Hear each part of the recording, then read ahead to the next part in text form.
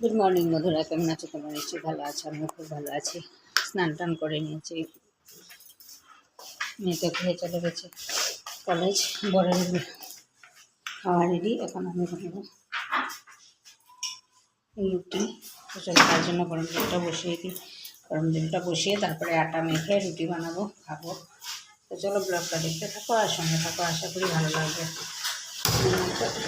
ভিডিওটাকে আপলোড দিলাম, আপলোড দিয়ে এবারে ক্যামেরাটাকে অন করলাম তোমাদের সাথে কথা বলার জন্য। তো চলো আজকে ব্লগটা আর সঙ্গে থাকো, আশা করি ভালো লাগবে।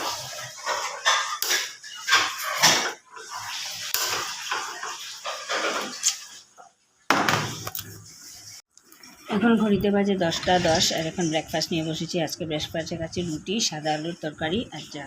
তো চলো ব্রেকফাস্ট করে নিই, তারপরে দুপুরবেলা কী রান্না করছি। আজকে যেহেতু শনিবার, তো আজকে অবভিয়াসলি ভেজ।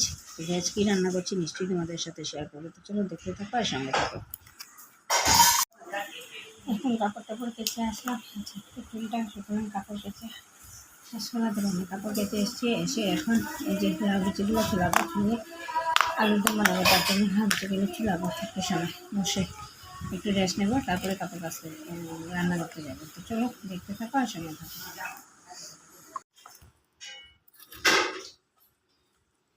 এখন ঘড়িতে বাজে 12টা 3। এখন কী রান্না করেছি আজকে, তো ভেজ যেহেতু আলুর দম করবো। এখানে হচ্ছে কুল বানাবো, জালি কুমড়া। এখানে একটা সবজি বানাবো আর আলু বেগুন দিয়ে রসা বানাবো।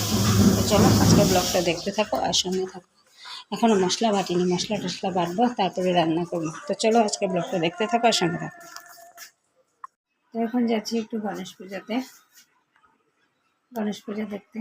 তো এই যে শাড়িটা পরলাম, দাঁড়া তোমাদেরকে দেখতাম।